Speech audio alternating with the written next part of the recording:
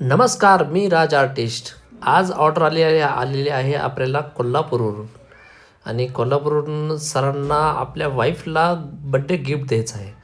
पण हे स्केच करताना आपल्याला हे प्रॉब्लेम आला की सरांना वाईफ आणि बेबीचा फोटो एकत्र पाहिजे होता आणि ते फोटो दोन्ही अलग अलग होते. पण ड्रॉईंग करताना थोडंसं टफ होतं, पण आपण केला स्केच.